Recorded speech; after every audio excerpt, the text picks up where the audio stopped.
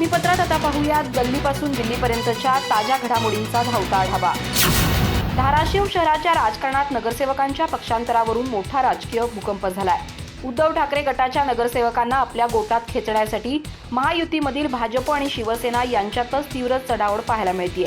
भाजप आमदार राणा जगजितसिंह पाटील यांचे पुत्र मल्हार पाटील यांच्या नेतृत्वाखाली भाजप प्रवेशासाठी मुंबईकडे निघालेले नगरसेवक वाटेतूनच अचानक माघारी फिरले आणि खासदार ओमराजे निंबाळकर यांच्या माध्यमातून थेट ठाण्यात पोहोचत त्यांनी उपमुख्यमंत्री एकनाथ शिंदे यांच्या उपस्थितीत शिवसेनेत जाहीर प्रवेश केला।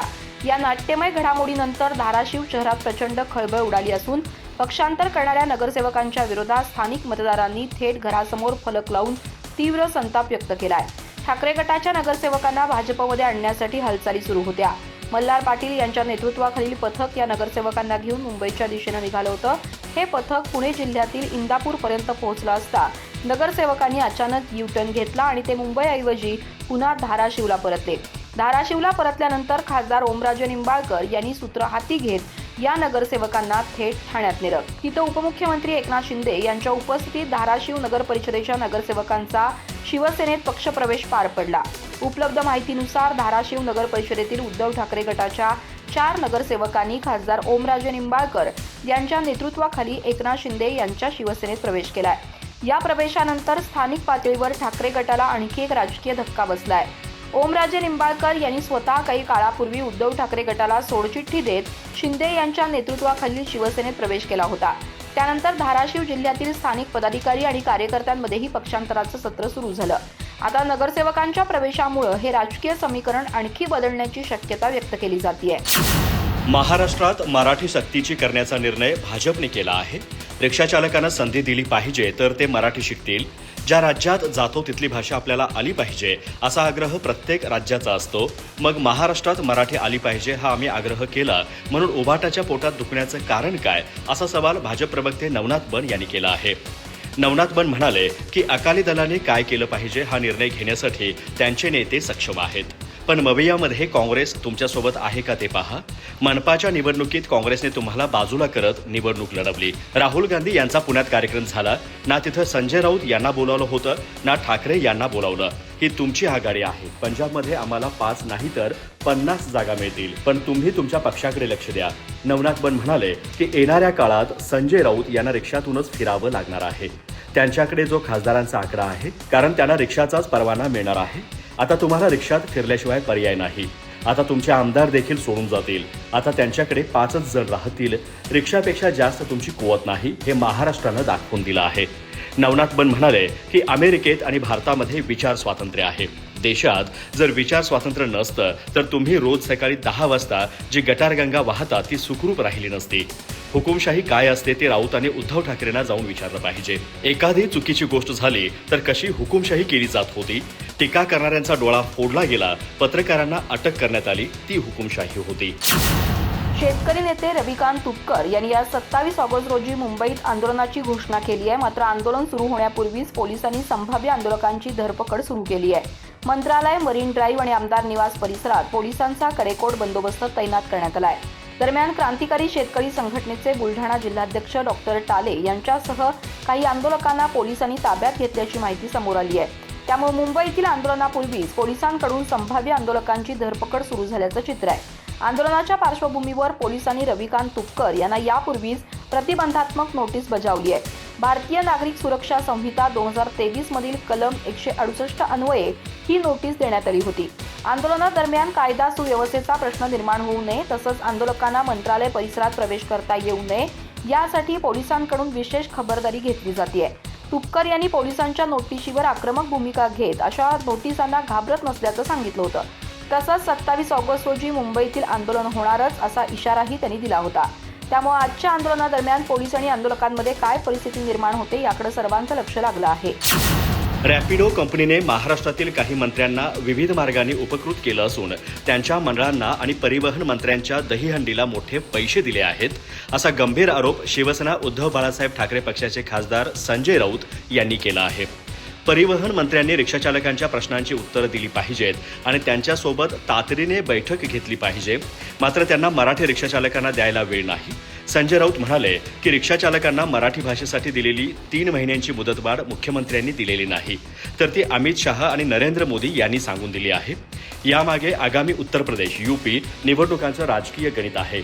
संजय राऊत म्हणाले की मी परिवहन मंत्र्यांना एक लोकप्रतिनिधी म्हणून रिक्षा चालकांचे प्रश्न मांडण्यासाठी वेळ मागत आहे, परंतु त्यांना मला भेटायला वेळ देता येत नाही, कारण त्यांचे पक्षप्रमुख दिल्लीत बसले आहेत. अमित शहा यांना विचारल्याशिवाय परिवहन मंत्री मला किंवा मराठी रिक्षा चालकांना भेटू शकत नाहीत. एकनाथ शिंदे स्वतः नापास आहेत, ते इतरांचे काम काय पाहणार? त्यांचे सर्व मंत्री नापास झाले असून ते पास होण्याच्या लायकीचेच नाहीत. आदित्य ठाकरे सध्या या सर्व प्रश्नांवर आणि मंत्र्यांच्या कामगिरीवर लक्ष ठेवून आहेत.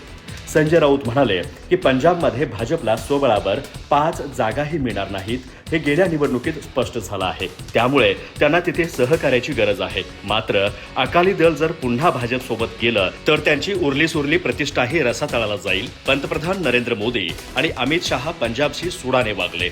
शेतकऱ्यांच्या मुद्द्यांवर भाजप चुकीच्या धोरणांमुळे अकाली दल एनडीएतून बाहेर पडला होता. त्यामुळे आपण बाहेर का पडलो याचा विचार त्यांनी पुन्हा एकदा केला पाहिजे. नेपाळ तिबेट सीमेवर आलेल्या भीषण महापुरामुळे मोठी जीवितहानी झाली असून कैलास मानसरोवर यात्रेसाठी गेलेल्या भारतीय पर्यटकांच्या सुरक्षिततेचा प्रश्न गंभीर बनला आहे. या पार्श्वभूमीवर महाराष्ट्र सरकारनेही आपली यंत्रणा सतर्क केली आहे. महाराष्ट्रातून नेपाळला गेलेल्या सुमारे 80 पर्यटकांची माहिती राज्य सरकारकडे आली असून त्यापैकी आतापर्यंत केवळ 4 जणांशी संपर्क होऊ शकलाय, अशी माहिती राज्याचे मंत्री गिरीश महाजन यांनी दिली. महत्त्वाचं म्हणजे महाराष्ट्रातील नेपाळमध्ये अडकलेल्या नागरिकांची संख्या याबाबत सुरुवातीला वेगवेगळे आकडे समोर येत आहेत. राज्य आपत्ती व्यवस्थापन यंत्रणेनं सध्या 80 पर्यटकांचा मागोवा घेण्याचं काम सुरू केलंय. त्यापैकी 4 जण सुरक्षित असल्याची खात्री झाली असून उर्वरित पर्यटकांशी संपर्क साधण्याचे प्रयत्न सुरू आहेत. त्यामुळे नागरिकांनी आपल्या नातेवाईकांची किंवा परिचितांची माहिती प्रशासनाला देण्याचं आवाहन गिरीश महाजन यांनी केलंय. नेपाळमधील परिस्थितीबाबत पत्रकारांशी संवाद साधताना गिरीश महाजन यांनी सांगितलं की रिचार्ड टूर्स अँड ट्रॅव्हल्सच्या 2 वाहनांमधून महाराष्ट्रातील पर्यटकांसह सुमारे 80 जण मानस सरोवरच्या दिशेने गेले होते. यापैकी आतापर्यंत 4 जणांशी संपर्क झालाय. हे 4 जण सुरक्षित असल्याची माहिती मिळाली आहे. मात्र या गटातील इतर नागरिकांची नेमकी स्थिती अद्याप स्पष्ट झालेली नाही. या वाहनांमध्ये महाराष्ट्राबरोबरच आंध्र प्रदेश आणि दक्षिण भारतातील अन्य राज्यातील नागरिकही असल्याचं महाजन यांनी सांगितलं. त्यामुळे या 80 जणांपैकी नेमके किती जण महाराष्ट्रातील आहेत याचीही पडताळणी सुरू आहे. महाजन यांनी स्वतःच्या परिचयातील एका कुटुंबाचं उदाहरण देताना सांगितलं की त्यांच्या शेजारी राहणारे कुटुंब काही दिवसांपूर्वी नेपाळला गेलं होतं. त्यांच्याशी सुरुवातीला संपर्क झाला होता, मात्र त्यानंतर पुन्हा संपर्क साधण्याचा प्रयत्न केला असता संपर्क होऊ शकला नाही. हे लोक यात्रेच्या मार्गावर प्रदक्षिणा करत असल्याची माहिती मिळाली होती. पुण्यातील मांजरी परिसरात विविध मागण्यांसाठी आदिवासी विद्यार्थ्यांचं आंदोलन आणि उपोषण गेल्या 14 दिवसांपासून सुरू आहे. आपल्या 14 प्रमुख मागण्यांसाठी विद्यार्थी आंदोलन करत असून काही विद्यार्थी आमरण उपोषणाला बसले आहेत. मागण्या मान्य झाल्याचं लेखी आश्वासन मिळेपर्यंत आंदोलन मागे घेणार नसल्याची भूमिका विद्यार्थ्यांनी घेतली आहे. दरम्यान आंदोलनस्थळी भेट देताना विधानसभेचे उपाध्यक्ष आणि राष्ट्रवादी काँग्रेसच्या अजित पवार गटाचे नेते नरहरी झिरवळ यांनी केलेल्या वक्तव्याची सध्या चर्चा सुरू आहे. राज्याचे आदिवासी विकास मंत्री अशोक उईके आणि नरहरी झिरवळ यांनी आंदोलनस्थळी जाऊन विद्यार्थ्यांशी चर्चा केली. यावेळी दोन्ही मंत्र्यांनी विद्यार्थ्यांना आमरण उपोषण सोडण्याची विनंती केली. मात्र विद्यार्थ्यांनी आपल्या मागण्यांबाबत लेखी शासन निर्णय, GR किंवा ठोस लेखी आश्वासन मिळाल्याशिवाय आंदोलन मागे घेण्यास स्पष्ट नकार दिला. मंत्री अशोक उईके आणि नरहरी झिरवळ आंदोलनस्थळी विद्यार्थ्यांची भेट घेण्यासाठी आले असता त्यांच्यात संवाद झाला. यावेळी झिरवळ यांनी विद्यार्थ्यांना खाऊन पिऊन आंदोलन करा असा सल्ला दिल्याचं समोर आलं. झिरवळ यांचं हे वक्तव्य ऐकल्यानंतर आंदोलनकर्त्या विद्यार्थ्यांनीही त्यांना प्रत्युत्तर दिलं. खाऊन पिऊन आंदोलन करायचं असतं तर तुम्ही इथे आलेच नसता, अशी प्रतिक्रिया विद्यार्थ्यांनी दिली. या संवादामुळे आंदोलनस्थळी काही काळ वातावरण हलकंफुलकं झालं. मात्र झिरवळ यांच्या वक्तव्यावर काही विद्यार्थ्यांनी नाराजी व्यक्त केली आहे. मराठा आरक्षणाच्या वादादरम्यान काँग्रेस नेते विजय वडेट्टीवार यांनी केलेल्या एका विधानामुळे महाविकास आघाडीत नवा राजकीय वाद पेटलाय. राज्यातील बहुतांश मराठा नेत्यांनी ओबीसी प्रमाणपत्र घेतली असून सुप्रिया सुळे यांच्याकडेही ओबीसी दाखलाय, असा खळबळजनक दावा वडेट्टीवार यांनी केला होता. या आरोपांवर आता राष्ट्रवादी काँग्रेस शरदचंद्र पवार पक्षाच्या खासदार सुप्रिया सुळे यांनी अत्यंत तीव्र शब्दात प्रतिक्रिया देत सर्व आरोप फेटाळून लावलेत. महाराष्ट्र काँग्रेस रोज उठून मलाच का टार्गेट करत आहे असा थेट सवाल करत त्यांनी यावर तीव्र नाराजी आणि दुःख व्यक्त केलंय. पत्रकार परिषदेदरम्यान मराठा आरक्षणासंदर्भात राधाकृष्ण विखे पाटील यांच्या दाखल्याबाबत विचारलं असता वडेट्टीवार म्हणाले, जरांगे पाटलांना कदाचित पूर्ण माहिती नसेल, पण राज्यातील बहुतांश मोठ्या मराठा नेत्यांनी ओबीसी प्रमाणपत्र घेऊन ठेवली आहेत.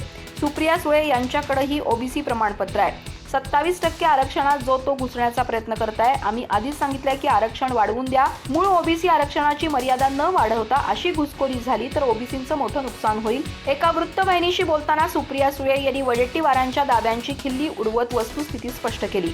हा दावा ऐकून मला मोठा धक्का बसलाय. माझ्याकडे जन्माचा दाखला, कॉलेजच्या पदवीचं प्रमाणपत्र, लग्नाचं प्रमाणपत्र आणि बारामती लोकसभेचं प्रतिनिधित्व करण्यासाठी मिळालेलं खासदारकीचं प्रमाणपत्र आहे. एवढीच प्रमाणपत्र माझ्याकडे आहेत. आता हे माझ्या नावावर नेमकं कुठलं नवीन प्रमाणपत्र जोडतायत याचं उत्तर महाराष्ट्र काँग्रेसलाच द्यावं लागेल. माझ्याकडे असं कोणतेही ओबीसी प्रमाणपत्र नाही, हे मी अत्यंत स्पष्टपणे आणि पारदर्शकपणे सांगू शकते.